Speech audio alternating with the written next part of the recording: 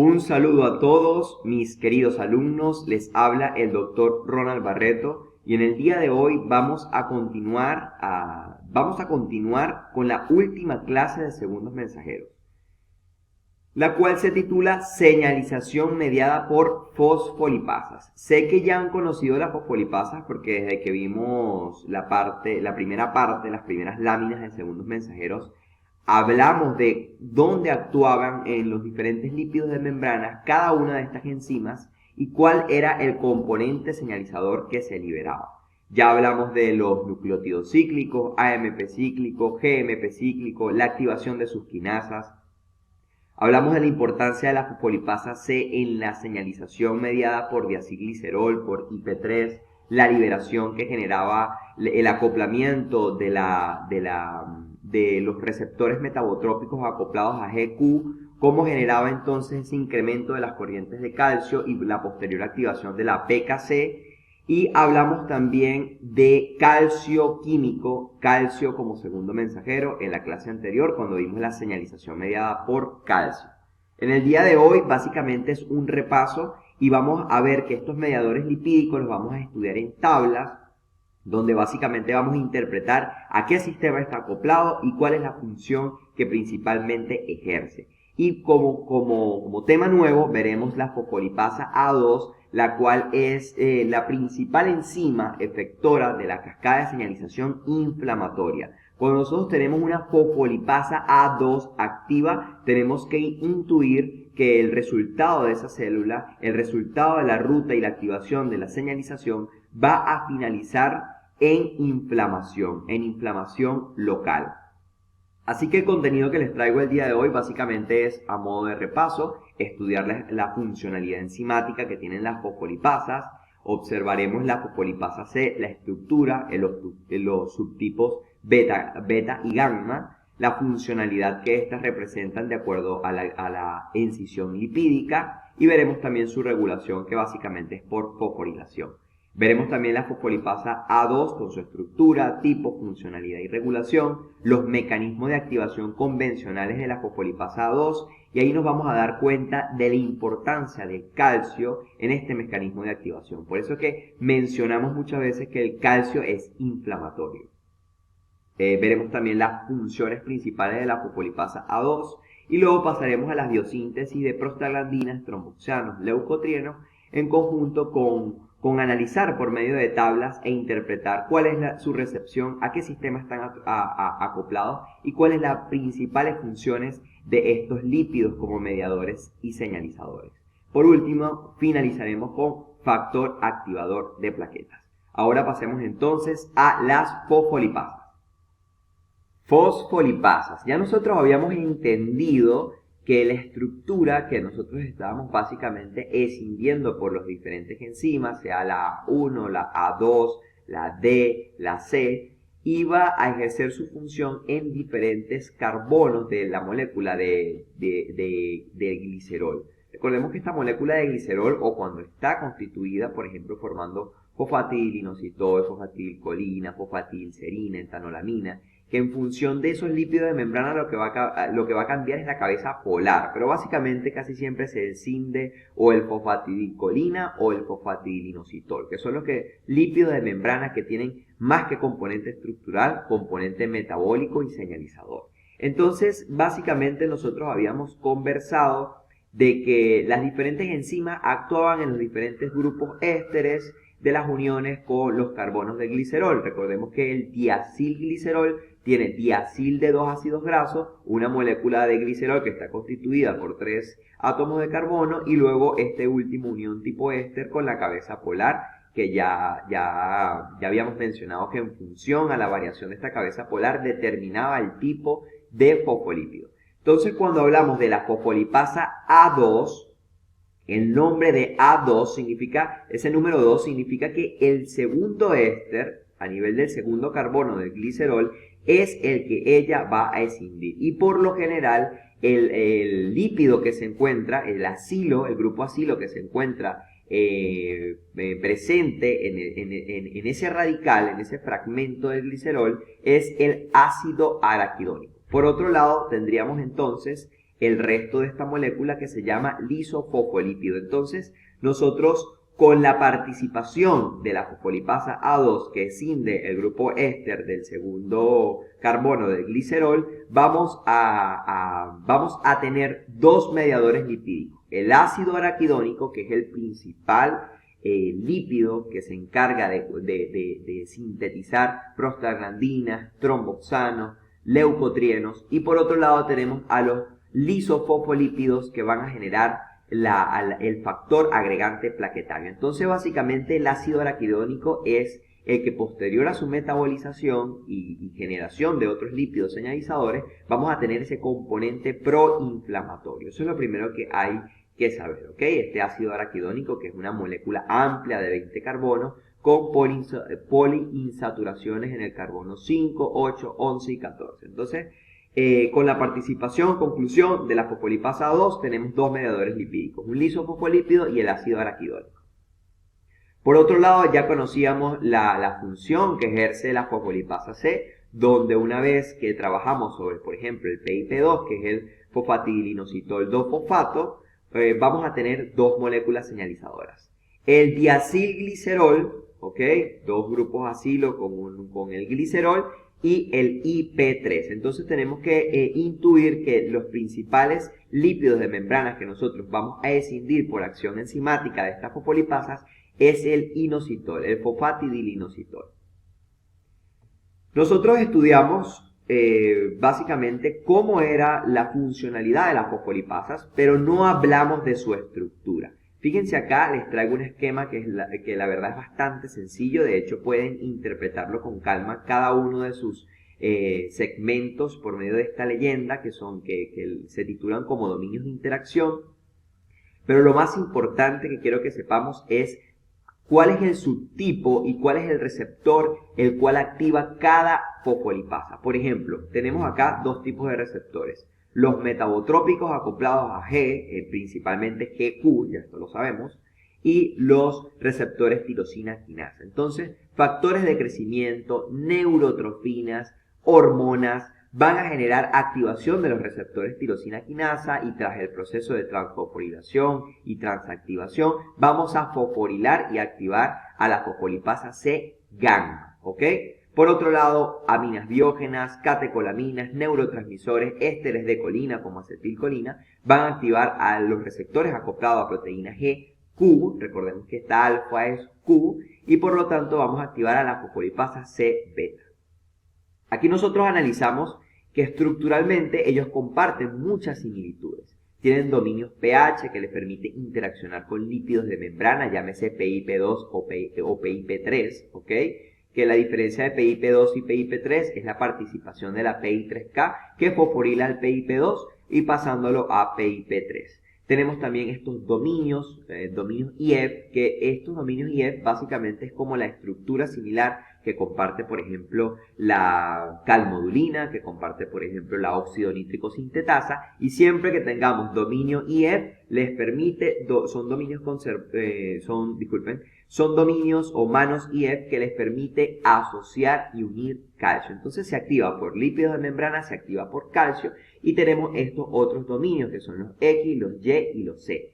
Los dominios X y Y tienen que ver con dominios conservados de coactivadores. Si ustedes se fijan los coactivadores, acá, por ejemplo, en el caso de la gamma, presenta estas secuencias de dominios SH2 y SH3 que le permite interaccionar con residuos de fosfotirosina que están anclados al receptor con actividad tirosina quinasa. Entonces fíjense cómo todo está totalmente relacionado. Estos dominios de fosfotirosina, el receptor tirosina quinasa, estos dominios de interacción con los fragmentos beta gamma o con los fragmentos alfa, y son los que le permiten interaccionar entonces con el receptor acoplado a proteína G. Todo está totalmente coincidiendo. Y por último tenemos este dominio catalítico que es el que va a ejercer su función sobre los lípidos de membrana, llámese PIP2 o PIP3. Entonces, en cuanto a su funcionalidad, tanto para la gamma como para la beta, tenemos la incisión de lípidos de membrana, resultando una molécula hidrofóbica de diacilglicerol, una molécula hidrofílica señalizadora IP3 la cual va a difundir, va a aumentar las corrientes de calcio citosólico y en conjunto de diacilglicerol y calcio vamos a ejercer entonces la activación de la PKC. Entonces vamos a pasar rápidamente a ver cómo se regulan estas fosfolipasas. La fosfolipasa C-beta, aquí tenemos sus activadores, la alfa-Q, ¿cierto? La beta, el fragmento beta-gamma, que también puede ser capaz de interaccionar y activar a la fosfolipasa C-beta. Y entonces sabemos que cuando es beta, cuando es este subtipo, es activado por receptores metabotrópicos acoplados a la proteína G, principalmente alfa-Q, ¿ok? La funcionalidad es que esta tiene actividad GAP. Recordemos que GAP es una proteína aceleradora de la actividad GTPásica, entonces es capaz de reconstituir esta estructura trimérica en reposo debido a que la subunidad alfa es la que tiene la actividad GTPásica. Entonces cuando se acelera por entrar en contacto con la fosfolipasa, vamos a tener entonces la incisión del GTP en GDP y la reconstrucción de este trímero heterotrímero en reposo, ¿ok?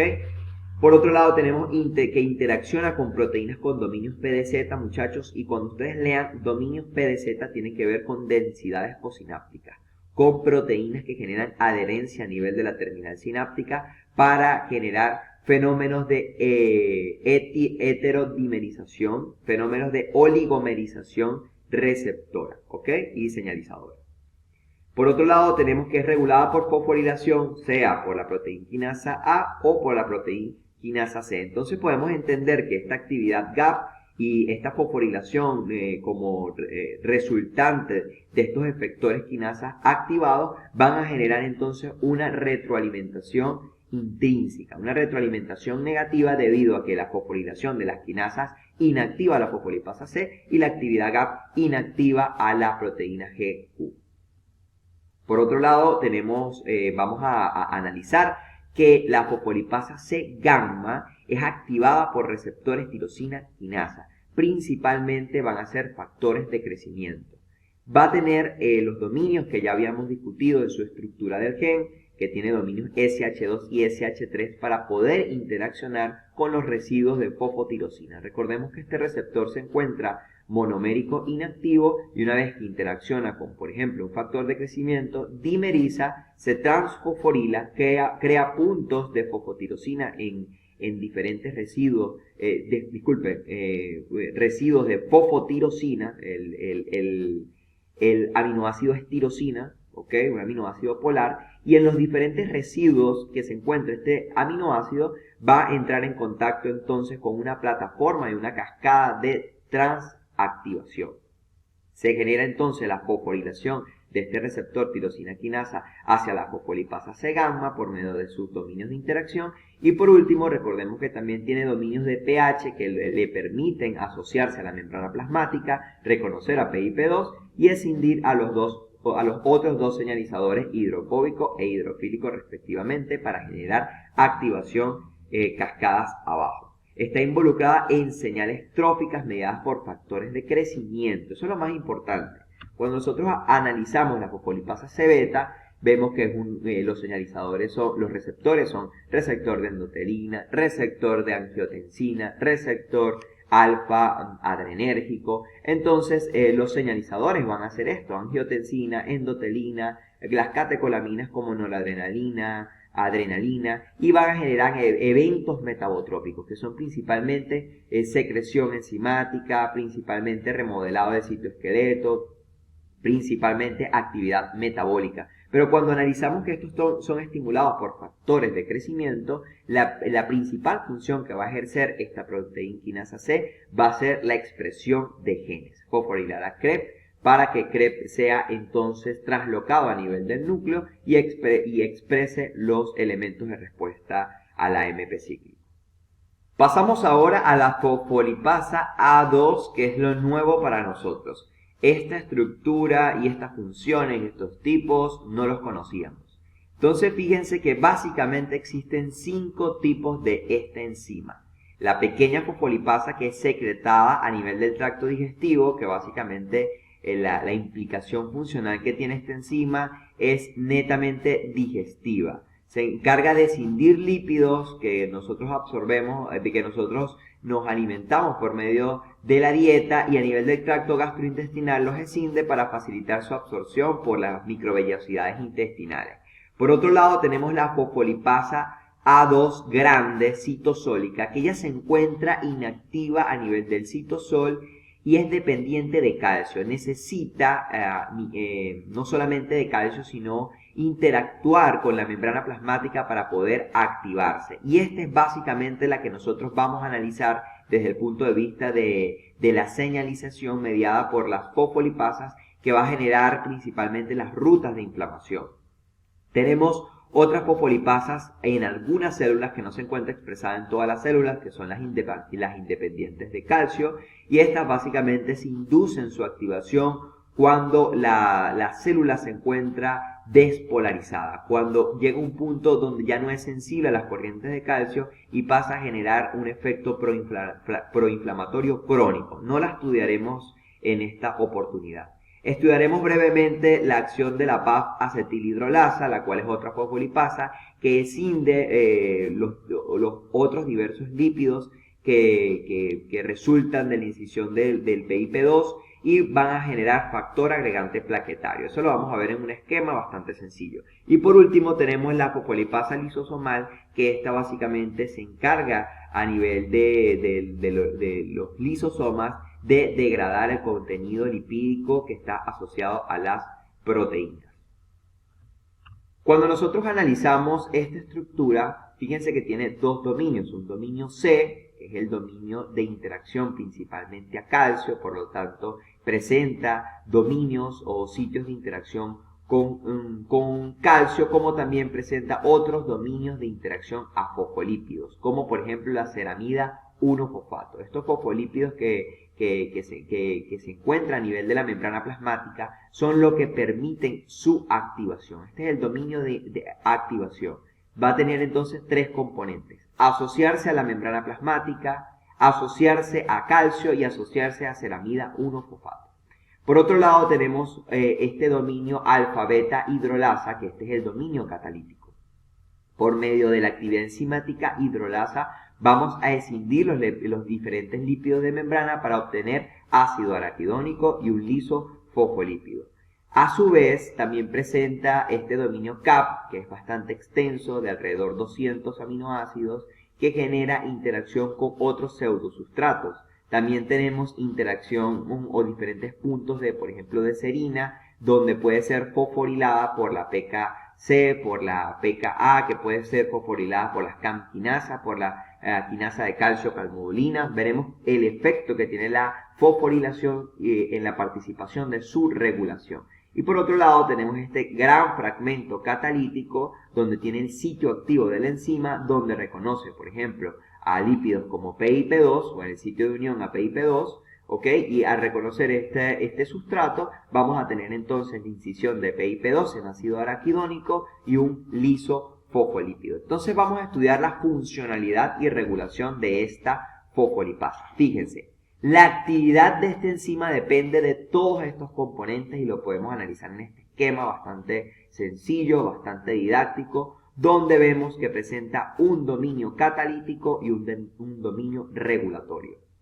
En el dominio regulatorio, recordemos que ellas se encuentran a nivel citosólico, a nivel soluble, citosólico de forma inactiva. Y la señal que induce su transporte o translocación a la membrana plasmática es el incremento de las concentraciones de calcio. Entonces, por eso es que nosotros definimos que el calcio es proinflamatorio, porque induce la translocación de la fosfolipasa A2 a la membrana plasmática. Entonces, fíjense, se une calcio, reconoce la membrana plasmática, interactúa con lípidos de membrana como la fosfatidilcolina, por eso es que tiene ese segmento CAP.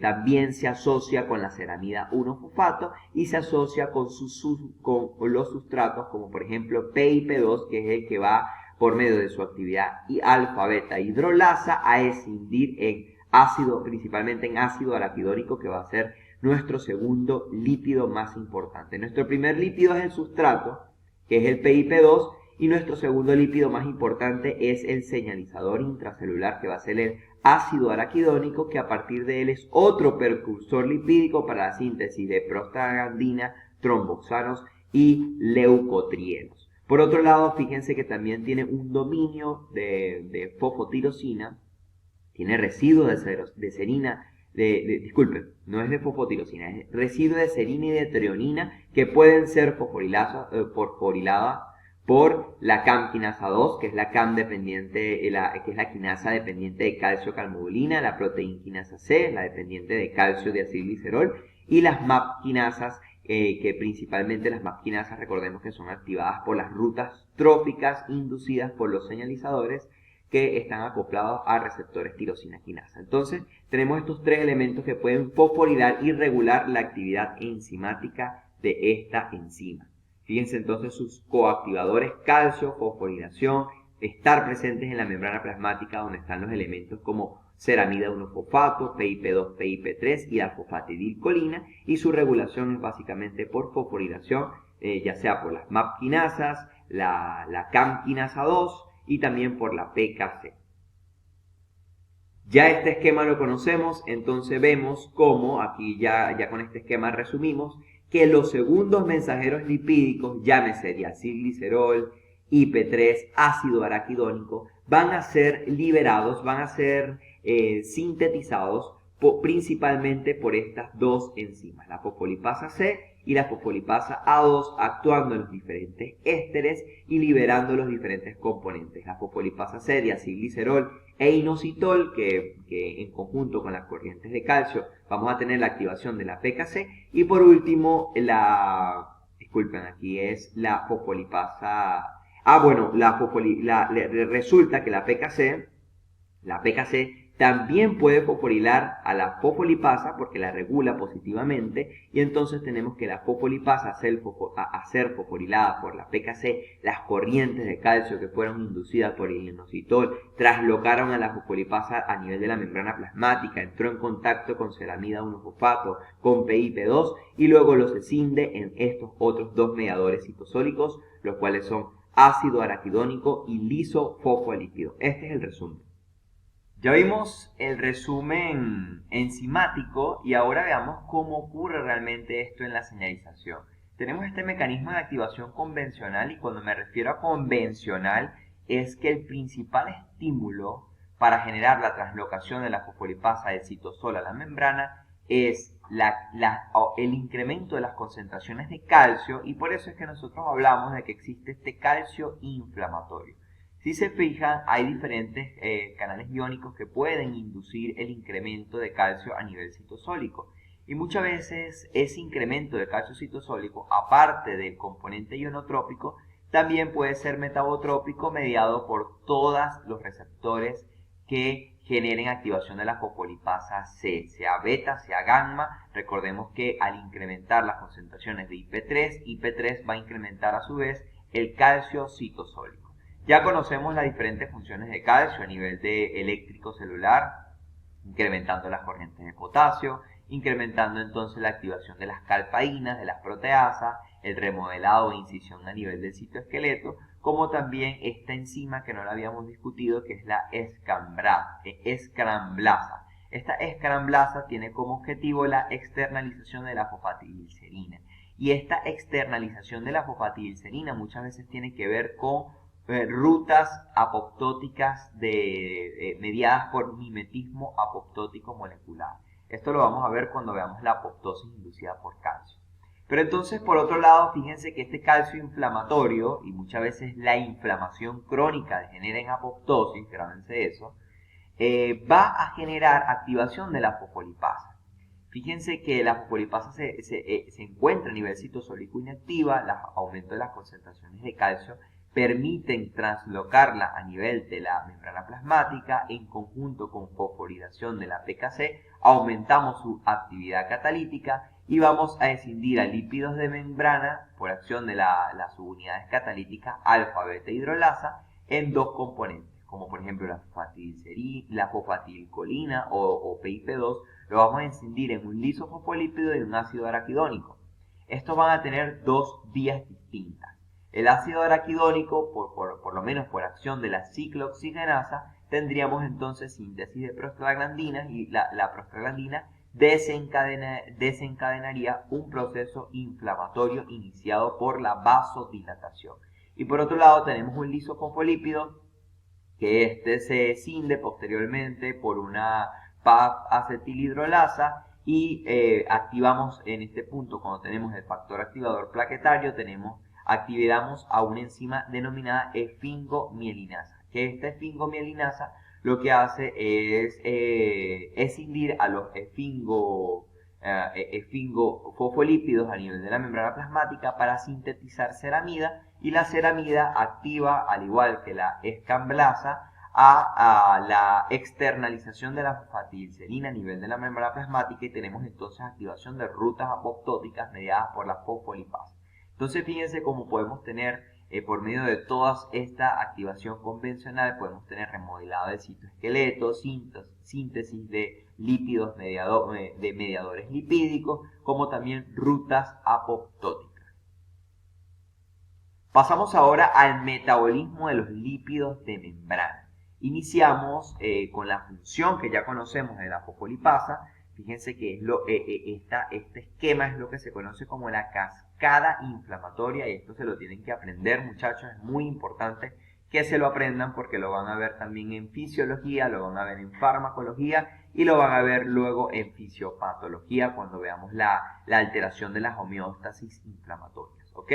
La inflamación, desde el punto de vista fisiológico, es importante porque es nuestro primer combate ante toda lesión, llámese del endotelio, lesión del tejido conectivo, lesión a nivel de la piel. Se va a generar rutas inflamatorias que son fisiológicas porque permiten la quimiotaxis, el aumento de la vascularidad y la permeabilidad capilar, aumentan también la migración de los diferentes componentes proinflamatorios, aumentan también la cascada de coagulación, la agregación plaquetaria, también la diferenciación de monocitos a macrófagos, el aumento de los neutrófilos, etc. Y todo eso es muy importante porque desde el punto de vista inmunológico, la inflamación nos defiende en la fase aguda. Entonces lo que tenemos que conocer acá es que tenemos estos lípidos de membrana, la fosfolipasa A2 a encontrarse activa, vamos a incidir el PIP2 o la fosfatidilcolina en dos lípidos, el lisofosfolípidos y el ácido araquidónico. Y tenemos entonces las vías lipídicas. Cuando analizamos las vías lipídicas que sufre el metabolismo del ácido araquidónico, tenemos que pensar en dos enzimas más: la ciclooxigenasa y las lipooxigenasas. La ciclooxigenasa tenemos dos tipos. Una es constitutiva y la otra es inducible. La constitutiva media en estado basal procesos inflamatorios, pero que pasan de forma desapercibida, ya que básicamente se liberan para generar vasomoción o señalizador, mediada principalmente por las prostaglandinas. Mientras que la COX inducible, como cuando nosotros estudiábamos la óxido nítrico sintetasa inducible, esta solamente, valga la redundancia, se inducen en procesos inmunológicos. Cuando hay estrés oxidativo, cuando hay estrés antipatógenos, cuando hay alguna lesión por objeto cortopunzante, punzo penetrante, que pueda lesionar o lacerar la superficie corporal, se va entonces a inducir cascadas inflamatorias mediadas por la ciclooxigenasa inducible, ¿ok? Tiene como objetivo metabolizar este ácido araquidónico en prostaglandinas o tromboxanos para generar diferentes procesos, como por ejemplo las prostaglandinas generan vasodilatación a nivel vascular y broncoconstricción a nivel pulmonar, mientras que los tromboxanos generan vasoconstricción a nivel vascular y broncodilatación a nivel pulmonar. Entonces fíjense cómo las diferentes prostaglandinas, porque desde el punto de vista lipídico podemos tener diferentes subtipos de prostaglandinas, las H, las I, las E, la F, la E, y entonces podemos tener principalmente vasodilatación y edema, potenciación del edema vascular o edema muscular, edema de los tejidos, ¿ok? Por otro lado tenemos otra ruta lipídica que son la ruta de las lipooxigenasas. Entonces ya estudiamos la ciclooxigenasa y ahora tenemos la lipooxigenasa. Que la lipooxigenasa, fíjense, las dos son oxigenasas, solo que una es lineal, lipídica, y la otra es cíclica, ¿ok? Cuando analizamos la lipooxigenasa es la síntesis de leucotrienos. Y los leucotrienos de los diferentes tipos, ya sea el A, el B o el C, va a tener diferentes funciones como la quimiotaxis, también la vasoconstricción a nivel vascular, el broncoespasmo a nivel pulmonar y va a tener también aumento de la permeabilidad vascular, que también va a reflejarse en potenciación de la quimiotaxis y del edema. Por otro lado tenemos entonces los lisopap y los liso-PA, que son otras enzimas como aquí actúa la acetilhidrolasa o la acetiltransferasa, que va a generar cambios a nivel del citoesqueleto, procesos de mitogénesis y también factor activador plaquetario que tiene que ver con la broncoconstricción, la vasodilatación, aumento de la permeabilidad vascular, la agregación plaquetaria y la quimiotaxis desencadenada por este lisofosfolípido. Lo que hay que saber de la biosíntesis de prostaglandinas y tromboxanos es que cuando partimos del ácido araquidónico, el cual es ese ácido de 20 carbonos con poliinsaturaciones, lo que va a sufrir son procesos de oxigenación, ¿ok? A partir de la ciclooxigenasa va a sufrir son procesos de oxidación y a su vez ciclación de la molécula. Fíjense que todas las estructuras de las prostaglandinas y los tromboxanos son cíclicas y tienen diferentes tipos de ciclación, tipo A, tipo B, tipo C, formando cadenas distintas, como por ejemplo cadenas alfa, cadenas omega, entre otros. Lo que quiero realmente que sepan acá es que estas diferentes sintetasas de prostaglandinas como I, como D, como E, como F, como los diferentes tipos de prostaglandinas van a generar la misma función, pero varía el tipo de receptor, o el tipo de sistema de transducción al cual van a estar acoplados, o el tipo de célula donde estas van a operar. Pero básicamente todas las prostaglandinas generan a nivel vascular vasodilatación y a nivel pulmonar broncoconstricción. Por otro lado, cuando tenemos la sintetasa de tromboxanos, fíjense que a nivel del anillo se cicla también el enlace tipo éster que generan a nivel del anillo y genera entonces el tromboxano A2. Y este tromboxano presentan funciones comparativas y contrarias a las prostaglandinas. A nivel vascular, vasoconstricción y a nivel pulmonar, broncodilatación. Esas son las principales diferencias funcionales de las prostaglandinas y de los tromboxanos, pero todas están generadas por inicialmente una ciclooxigenación que sufre el ácido araquidónico. Desde el punto de vista farmacológico, es muy importante saber que los inhibidores de los ciclooxigenasas se van a comportar como AINES, antiinflamatorios no esteroideos. Ese es el significado de los AINES. Y aquí van a estar todos los diferentes ejemplos farmacéuticos, como por ejemplo ibuprofeno, ketoprofeno, ketorolaco, diclofenaco. Podemos también tener paracetamol, meloxicam, que son unos de los más nuevos, uno de los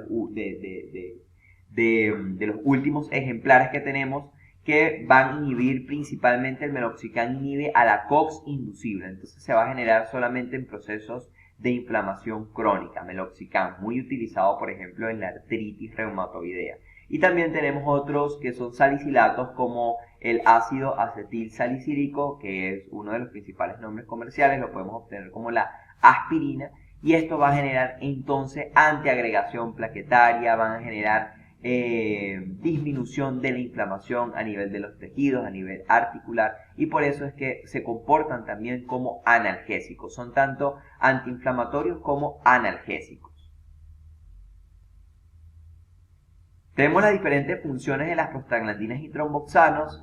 En este cuadro lo primero que quiero que entiendan es que los mediadores lipídicos actúan como autocoides. Recordemos que todo señalizador autocoide tiene un componente paracrino que lo hace actuar a la vecindad de forma local y un componente mínimo endocrino que le permite viajar por el torrente sanguíneo de forma local e inflamar todo, por ejemplo, todo el dedo, todo el miembro como el antebrazo, o por ejemplo a nivel facial solamente vamos a ver rubor y enrojecimiento a nivel de las mejillas o a nivel del párpado o a nivel del pabellón auricular. O sea, la señalización es de tipo autocoide, el edema y la inflamación es a nivel local. Eso es lo primero que quiero que sepan, como también el sistema de transducción a lo cual están acoplados.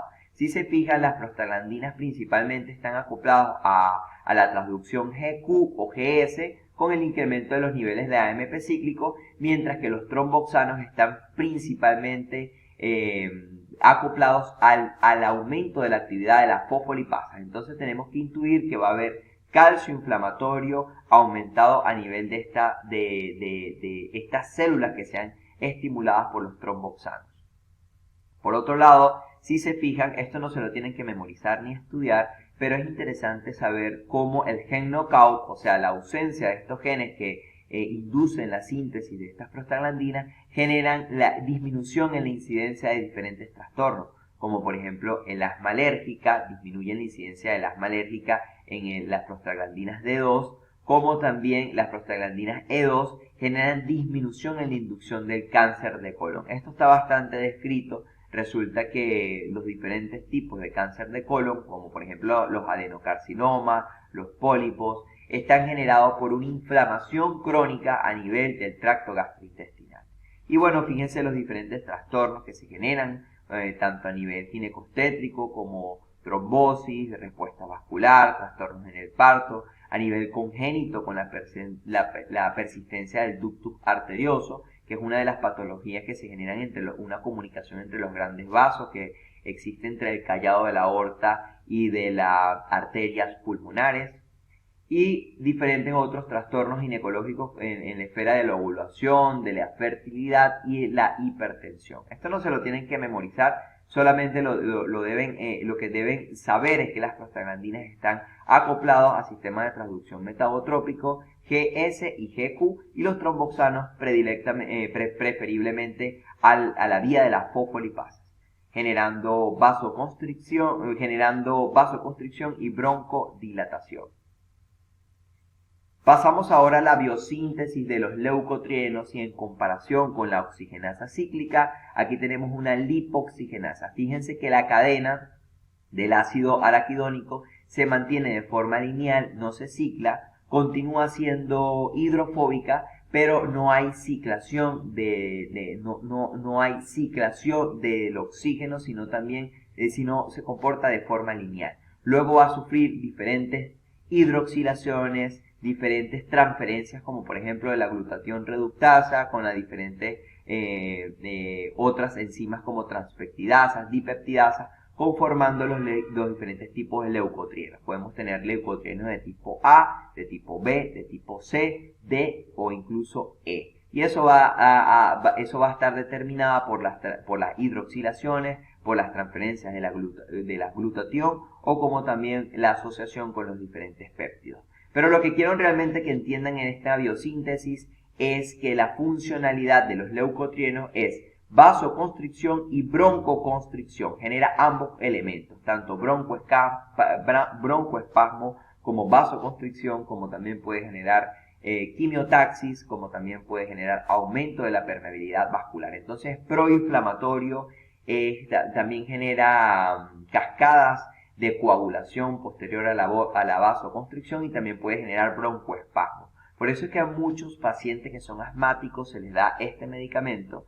Tenemos desde el punto de vista farmacológico al montelukast, que es un antagonista de los receptores de leucotrienos y por lo tanto frenan estos procesos de broncoespasmo a nivel pulmonar. Cuando pasamos a este cuadro, lo que realmente quiero que presten atención es al sistema de transducción. Y si se fijan, tanto los leucotrienos, los diferentes tipos de receptores, como mensajero primario, sea B o sea D, o sea C, dependiendo de la transpeptidación o de la hidroxilación que sufra por las diferentes enzimas.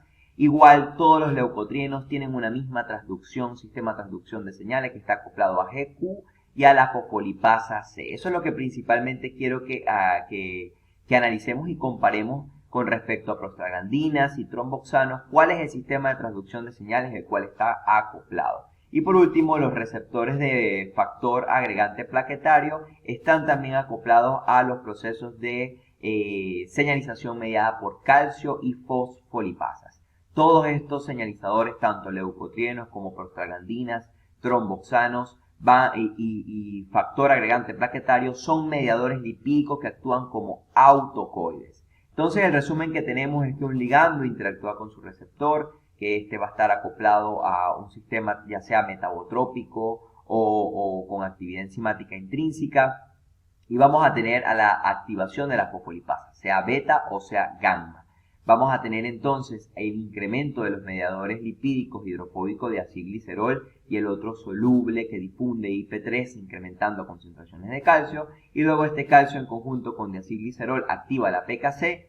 El calcio permite la translocación de la fosfolipasa a la membrana plasmática donde interactúa con fosfolípidos, ceramida 1-fosfato, PIP2, fosfatidilcolina, como también sufre una fosforilación que le permite una activación positiva de sus constituyentes catalíticos para así escindir lípidos de membrana como PIP2 en ácido araquidónico y lisofosfolípidos. Generando entonces esta activación de la fosfolipasa, podemos tener diferentes tipos de comunicación y señalización celular mediada por lípidos, prostaglandinas, tromboxanos, leucotrienos, factor agregante plaquetario. Podemos también potenciar las cascadas inmunológicas, participa en la fertilidad y en la reproducción, en la permeabilidad vascular, en el remodelamiento del citoesqueleto. También genera la externalización de la fosfatidilcerina mediando el concepto de mimetismo molecular apoptótico, actividad perixosomal. Recordemos que la fosfolipasa que es secretada a nivel de los lisosomas degrada ese componente lipídico. También participa en la inflamación crónica como en las diferentes patologías como cáncer de colon, toxicología proinflamatoria, y es un blanco terapéutico para, por ejemplo, los diferentes AINES, meloxicam, ibuprofeno, paracetamol, que generan entonces inhibición de las principales enzimas como la ciclooxigenasa, frenando todo ese proceso proinflamatorio, cascada proinflamatoria. Por último tenemos este factor activador de plaquetas, lo habíamos ya mencionado en el cuadro, que estaba acoplado principalmente a receptores metabotrópicos GQ, fosfolipasa, activación de la fosfolipasa también A2, por lo tanto también media las rutas inflamatorias y provocan activación celular para la síntesis de otros mediadores lipídicos inflamatorios, generando edema local y activación de la cascada de coagulación. Si nos fijamos en este esquema, una vez que activa receptores metabotrópicos, genera entonces la síntesis de leucotrienos, de interleuquinas, de otros mediadores inmunológicos para generar amplificación de la señal, inflamación local y también todos los procesos de quimiotaxis, por ejemplo de leucocitos, de neutrófilos, diferenciación de monocitos a macrófagos, y genera entonces toda esta participación incluso hasta de fibroblastos, de factores de coagulación para generar el edema a nivel local y la respuesta inmunológica de forma de actuar como autocoides locales, ¿ok? Incluso generan activación de la cascada de coagulación con la formación del tapón primario rojo, luego del tapón de fibrina y los otros elementos que se generan de forma posterior al daño tisular. Si se fijan acá, lo que resulta posterior, por ejemplo, aquí está la fosfatidilcolina, actúa la fosfolipasa generando liberación de uno de sus radicales, que es el ácido araquidónico, y luego este lisofosfolípido actúan las acetiltransferasas para generar entonces el factor agregante plaquetario que genera todas estas funciones. Esto es lo principal, estas dos enzimas. Encindimos lípidos, actúa la fosfolipasa 2 y luego una acetiltransferasa para tener el factor agregante plaquetario con todas sus funciones, que básicamente es edema local y activación de la cascada de coagulación. Entonces, fíjense muchachos, estos son todos los esquemas que hemos desarrollado hasta ahora, principalmente los que están acoplados a receptores metabotrópicos con la activación de todos los segundos mensajeros, con activación de las proteínas quinasas, proteína quinasa A, proteína quinasa C, también la activación de la proteína quinasa G, y la CAM quinasa, la activación de CREP, la expresión de gémenes. Ya hemos visto todas las rutas del sistema GRAPH, también vimos la de las beta-catenina de forma muy superficial, y entonces faltarían que analicemos los diferentes otros receptores que tienen actividad intrínseca, sea tirosina quinasa, serintrionin quinasa, las tirosinas fosfatasas, como también las diferentes citoquinas que están acoplados a la actividad enzimática asociada. No son intrínsecos como todas estas cascadas que vamos a ver, como la ruta de las MAP quinasas, sino que vamos a ver la ruta de las JAK-STAT y vamos a darnos cuenta que son actividad tirosina quinasa asociada. Vamos a ver también a los receptores de la muerte, que son los ligandos FAS, que generan entonces todos los fenómenos de apoptosis por vía extrínseca. Luego vamos a entender la apoptosis por vía intrínseca mitocondrial, y vamos a cerrar entonces con toda esta historia de la señalización que es bastante densa de este bloque, pero bastante amplia, bastante bonita. Fíjense como todos tienen rutas de convergencia a nivel nuclear, y por eso que la expresión génica es la finalización de todo proceso de señalización complejo. ¿Ok? Vamos a finalizar con esta otra frase que me gusta mucho de Iván Pavlov, que dice: nunca piense que lo sabes todo, por muy alto que te valores, ten siempre el coraje de decirte a ti mismo: soy un ignorante. Y eso nosotros no lo podemos olvidar. Hay veces que por ser el conocimiento podemos sentir cierta potestad de tomar decisiones, cierta capacidad de elegir el rumbo terapéutico para las diferentes patologías que podamos tener nuestro paciente, pero por eso es que siempre tenemos que afianzar nuestro conocimiento con un equipo multidisciplinario, tener la valentía de saber que podemos equivocarnos y contar con otros colegas, con otros especialistas en otras áreas que nos puedan complementar nuestros diagnósticos y nuestra terapéutica. Bueno muchachos, muchas gracias. Esto ha sido todo con respecto a los segundos mensajeros. Ya vimos el calcio, ya vimos los lípidos, ya vimos los nucleótidos cíclicos. Pasaremos entonces al día de mañana a las clases de receptores con actividad enzimática intrínseca y asociada. Hasta luego.